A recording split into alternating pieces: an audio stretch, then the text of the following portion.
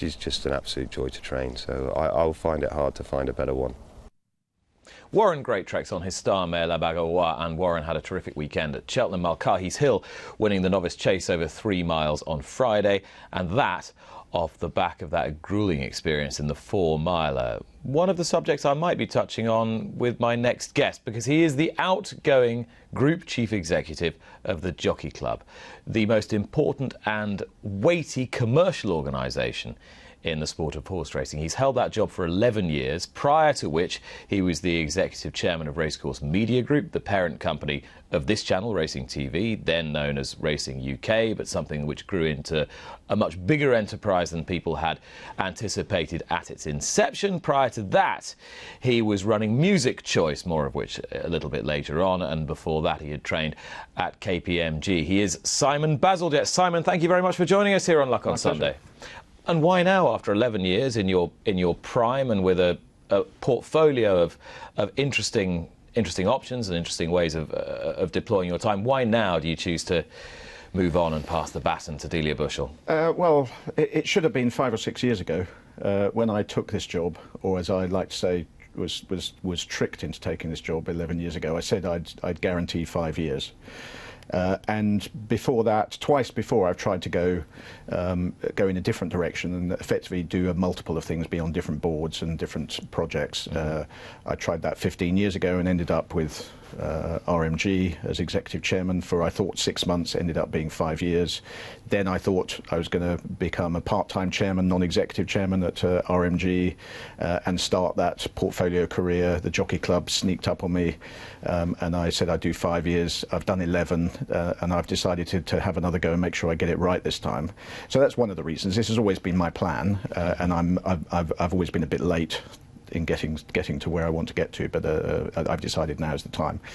But also, I also have a feeling that, you know, if you do a job, particularly one I think that is as important and as challenging as being chief executive of any organisation, and certainly the Jockey Club, I think there's a time limit on your ability to really make things happen and to really bring fresh thinking the whole time. And I think 11 years is more than enough. So I took the decision that, you know, the time was up and it was time for me to get on and do other things and really let younger, fresher, more energetic people come in and pick up the baton. Was there an extent that you didn't want to become the person that you'd railed against when you first took the job? That's certainly one of the things that was in my mind. I mean, you know, one of the things I've said elsewhere is that when I came in 15 years ago from outside the sport, knowing very little about the sport, and RMG was a great place to learn about it without necessarily being, you know, one of the main stakeholders in the sport. So I learned a lot about it, working effectively for a number of the race courses. And then when I came to the Jockey Club, part of my mandate was really to build on that experience and also the media side and thinking about audiences and customers and that kind of side. And it wasn't a frustration, but part of the challenges was you would come across people who had been in the sport a long time who would say, well, that's a great idea, young man, but, you know, frankly, you know, we tried that 20 years ago and it doesn't work. So, you know, you're going to quickly find that that's not going to work. And, you know, that was great in one way because that gives you the momentum and the energy to kind of say, well, actually, I think we can make it work this time. Let's give it a go. But I now find myself in the position where people come with great ideas and I say, well, actually, yeah, we thought about that 10 years ago and we didn't really manage to make it work then. And I'm kind of thinking, I'm becoming the kind of person that, you know, was getting in the way 10 or 15 years ago. Time for me to kind of step aside and let other people, you know, really, you know, have a go at cracking a few things, you know, and keeping the growth and the momentum going. You have no racing background. You have a professional background in accountancy, but prior to that, a background in music and football, I suppose, are your two great loves in life. Could you ever have imagined being chief executive of an organisation like the Jockey Club? No, I think it's completely bizarre. It's one of the reasons I had to take the job, was I thought it was so nuts. You know, I spent 10 years in the city. That was really an accident. That was really just really trying to get some experience to go on and do other things. And I wanted to run really broadcasters, radio stations. That was my original love. And then I ended up leaving there to go to a startup and in the music and broadcast business. It was kind of next generation radio, so it sort of of got back to that space which I wanted to be in. And I love the startup world. I love the excitement of that. That was one of the excitements of, when we started Racing UK and RMG. That was really exciting as well. There's been a lot of that kind of startup energy and get things done, really get things moving, create things that weren't there before. And then suddenly to be asked to run a company that's been around for 260 years just seemed nuts. So I couldn't resist the temptation. Is it fair to say that if you were asked to say what your legacy has been to horse racing, it owes as much to what you did at Racecourse Media Group as it has to your time at the Jockey Club in terms of repositioning horse racing's media rights? I think that was a very important part of it, and that continues. Today that's still a fundamental, very important part of the sport, both commercially, but also how it reaches an audience and engages people and gets people involved in the sport, which I think is a really important element. But equally, it's not all of it. In fact, it's not even the core of it. The media is taking what's there and presenting it to the world. I think there's lots of things that with the excitement at the Jockey Club and the interest in the Jockey Club is you're right at the heart of it. You're right at the heart of how the racing is put together, how we deal with the customer on the racecourse, how do we put together the show in a way that hopefully then the media side can take forward. So for me, it was a much more fundamental part of the sport, and therefore still working with RMG because Jockey Club's the biggest shareholder in RMG. So I've still been involved in RMG for that time as well. So for me, it just felt like it was an expanded palette to be able to really make a difference to the sport.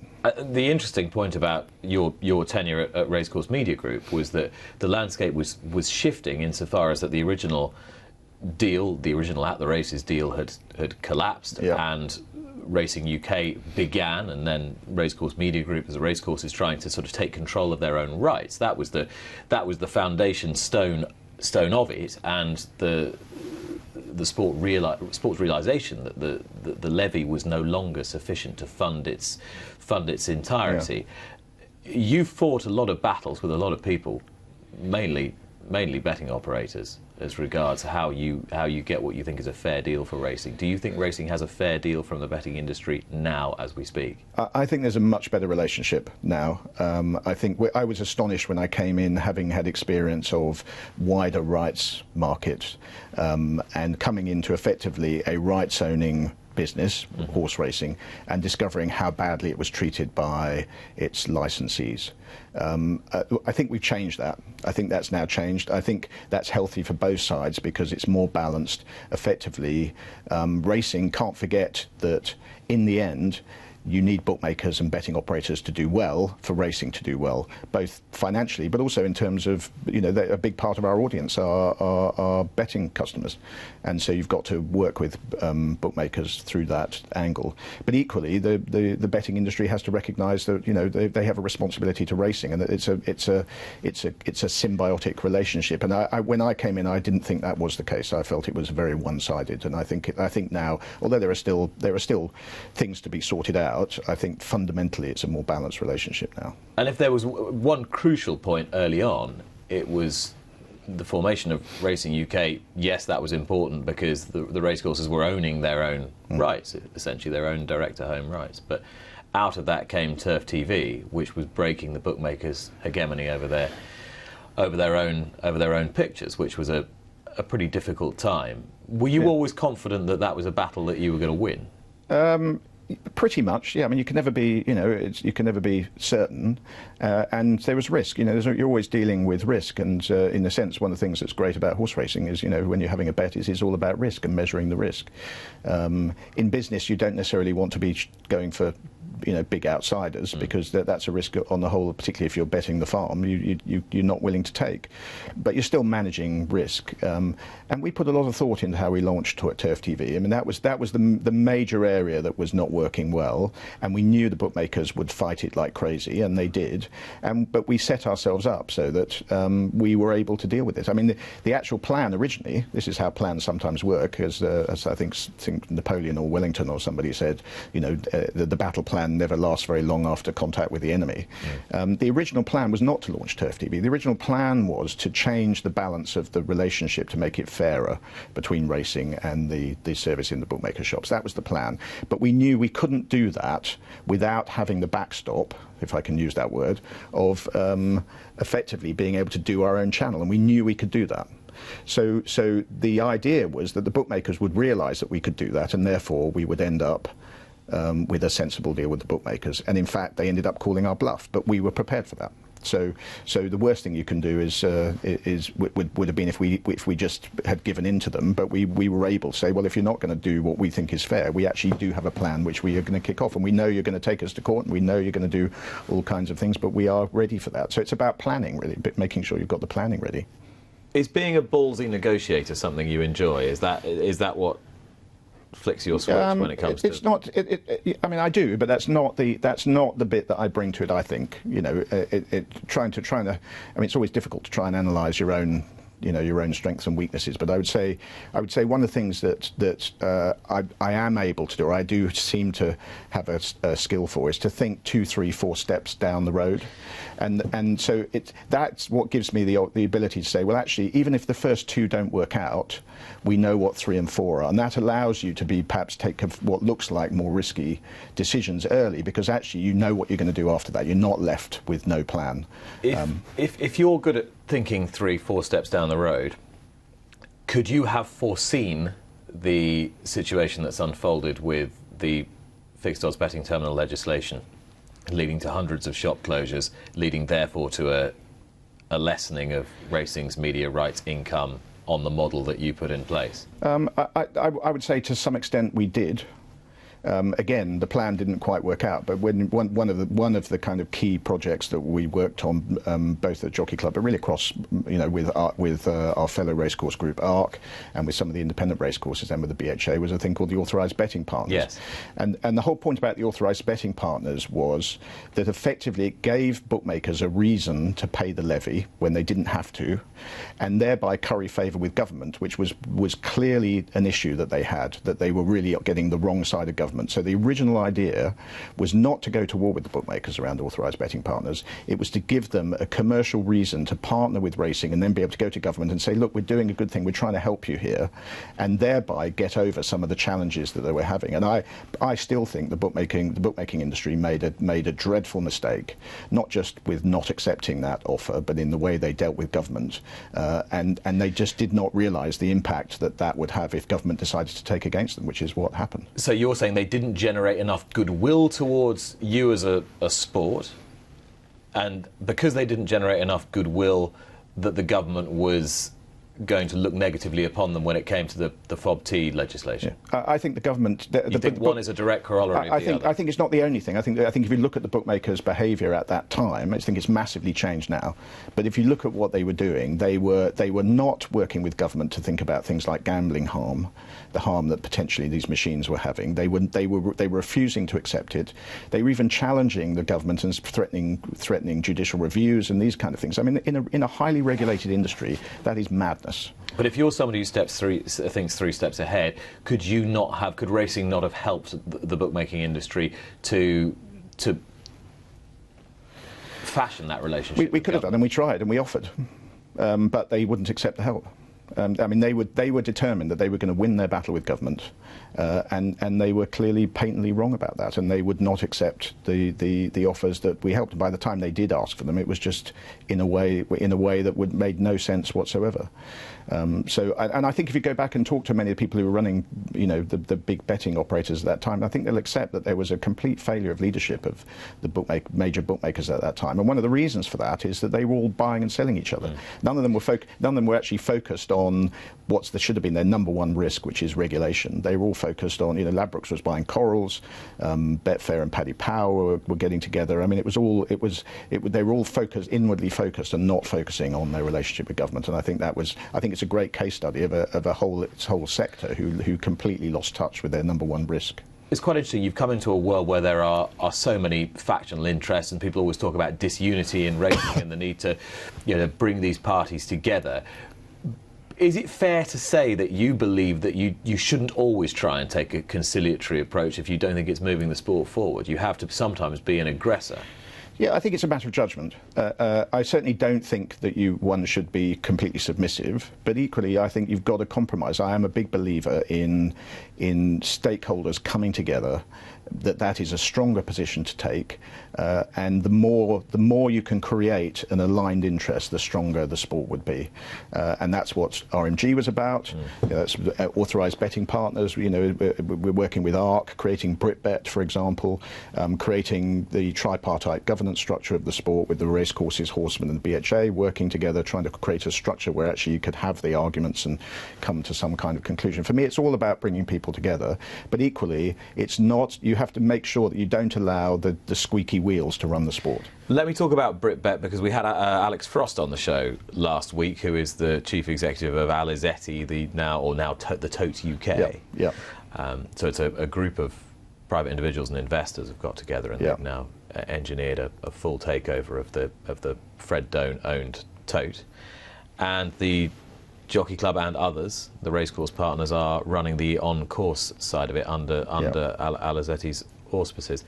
Why doesn't horse racing own the Tote outright? Well, there's a long history to that, isn't there? I mean, you probably have to go back to the early '60s. But you attempted to bring about that situation as BritBet, and it hasn't happened. Well, except that what we've done is again, you have to pick your battles, and the battle originally wanted to work with the Tote. I mean, I think the government did racing a massive disservice when they sold the Tote, and it was nothing to do with who the buyer was. It was all to do with the fact that you went from a body that was specifically built to help racing and provide funding to racing in the Tote. Now, and it was providing 10, 11, 12 million pounds a year into the sport, and suddenly selling it and just turning it into a pure commercial organisation that was just there to make money. And that, I think, was the government did racing no favours there, and racing did try, and at various stages has tried to work with government to get hold of the Tote, and we failed most of those times. This time, the reason that where we are now is that when we set up BritBet, we assumed that we would not be able to work with the Tote. The timing has been a bit difficult, but the fact that the Tote is now owned by people who want to work with racing and want to be part of racing means that why compete them? We should try and work together with them, which is what we're doing. To be fair, it would be fair to say you didn't see that one coming. You didn't see a group of private investors taking over from Fred Doan who were for quote unquote for the good of horse racing, and then with whom perhaps you could do a deal. That's true, but equally it's not about. I'm not saying that I can see exactly what's going to happen. I'm not trying to say I'm a teller of the future. Otherwise, I was going to say I'd be a tipster, but I'm not sure tipsters can see the future that well. But it's about having a plan and knowing how you're going to protect your interests, no matter what happens. And what BritBet has done means that racing through the race courses now owns the pool betting on course, and that doesn't just mean through somebody else's equipment. We own the technology, we own the equipment, the people work for us. So no matter what happens off course, we always have a position where we know that if the worst case scenario is we could run our own pool betting just on British race courses, that's big enough to do that, and we have relationships internationally to do that. But equally, we have a strong negotiating position so that if there's somebody who's running the off-course market, like the UK Tote now is, that we are able to partner with them, which is exactly what we've done. So I think racing's in a great place, and I think we've protected racing's interests in that process, so that we're not in hock, as we have been up till now, to a third-party body that could do whatever they wanted to us. And in terms of, I was talking about unity, where do you think Racecourse Media Group, the Jockey Club, are in relation to their relationship with ARC, for example, now, who were at one point relatively close and now seem to be a little less close? I think it's like all these things; they kind of go up and down. I think there's a much better relationship between Jockey Club and ARC than there was, say, 5 years ago. We're partners in BritBet now. We work together on the authorised betting partner process, and which in the end didn't get where we wanted to with the bookmakers, but I think it did convince government that they had to fix the levy. So it did achieve that. So there's lots of things we do work with ARC. Would I like to see over the next 5 years or more or less closer relationship on the media rights? I think that would be a good thing. I think if we can find a way of doing it, but equally it's not just about working together. You've got to have a shared purpose about what brings you together, so that when the times are difficult, you can go back and say, actually, are we all doing this for the right reasons? We're not just doing it to make a bit of money here and there. And I think we're getting closer to it. But we're not there yet. And it's one of the things I would hope that racing continues to push, and it can't force these things to happen, but just keeps pushing away and nudging away, so that on the media rights, that they do come together. Because I think at the stage when all of racing is working together on the media rights, we will have a much more powerful proposition. I mean, your exituary in the Racing Post told the story in numbers. Over 65% growth in turnover at the Jockey Club since your tenure in 2000, since the start of your tenure in 2009. It's 62% growth in underlying operating profits. All great numbers, and all a great tribute to your time there. How significant, though, is it, do you think, that the board have chosen as your successor somebody who is steeped in media rights?